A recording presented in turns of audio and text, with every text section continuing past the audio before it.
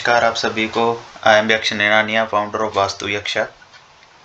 आज मैं आपके सामने बहुत इंपॉर्टेंट टॉपिक लेकर आया हूँ जिसका नाम है जेमस्टोन। और जेमस्टोन में सबसे इम्पोर्टेंट जेमस्टोन जिसे हम मूंगे के नाम से जानते हैं।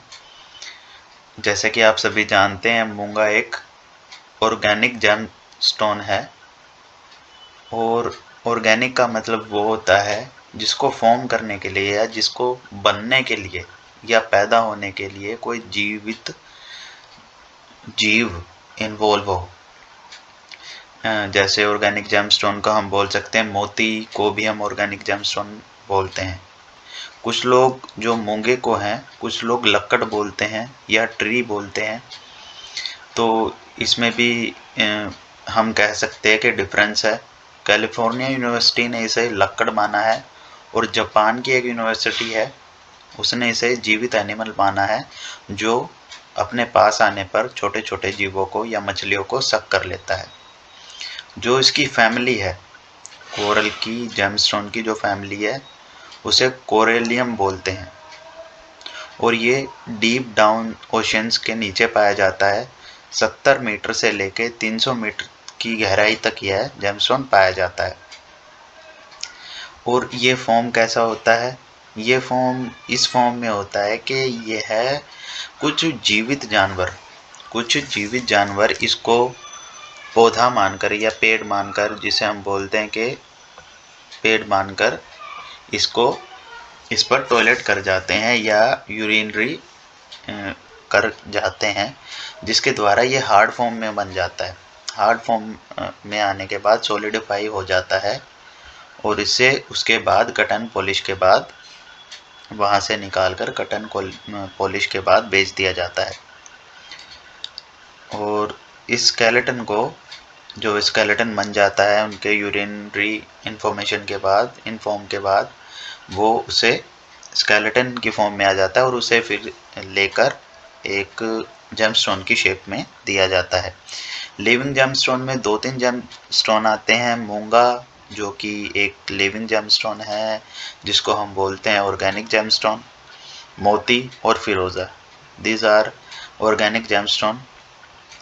और लोगों में बहुत सारा मिथ है कि कोरल है जो वो फ्रेश वाटर में बनता है, लेकिन ऐसा नहीं हो सकता क्योंकि जो उसे इन्वायरमेंट चाहिए वो फ्रेश वाटर में हो ही नहीं सकता। जो जीव वो उगने के लिए चाहिए, वो या जो जीव इन पे टॉयलेट करते हैं वो फ्रेश वाटर में नहीं बन सकते। तो ये 2-3 जगह पर मिलता है, 2 ओशंस में मिलता है, मेडिटेरियन सी और पैसिफिक ओशंस में मिलता है। और वहाँ पर भी इनकी क्वालिटी जो हाई क्वालिटी की होती है वो होता है, इटली में मिलता है, ये रेड सी में मिलता है, ताइवान में मिलता है और मिडवे आइसलैंड में मिलता है ये जेमस्टोन। और इस जेमस्टोन की फॉर्मेशन वहीं पर होती है। सबसे इम्पोर्टेंट और ज़बरदस्त जिसका रिज़ल्ट होता है उसे जैपनीज़ जेमस्टोन बोलते हैं।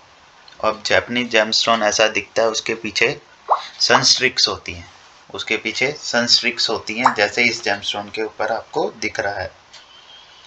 और सनस्ट्रिक होने के कारण ये काफ़ी हाई क्वालिटी का जेमस्टोन माना जाता है। ताइवान का भी जेमस्टोन आता है जिसे हम रेड कोरल के नाम से जानते हैं, उसे सिंदूरी जेमस्टोन भी बोलते हैं, जो आजकल इंडिया में सिंदूरी के नाम से जाना जाता है। बेस्ट जो मूंगे की क्वालिटी होती है वो जैपनीज़ होती है और ताइवान की होती है और बहुत अच्छी मानी जाती है। तो और इसमें एक सबसे इम्पोर्टेंट बात यही है कि हमेशा जेमस्टोन को योग कारक ग्रह के रत्न को ही डालना चाहिए और योग कारक के ही रत्न को डालना चाहिए ताकि नेगेटिव रिजल्ट ना मिल सके। और वो भी तब डाला जाता है जब उस ग्रह की पावर कम हो, वह योग कारक हो और उसके अंदर पावर कम हो, तभी इस जेमस्टोन को डाला जाता है।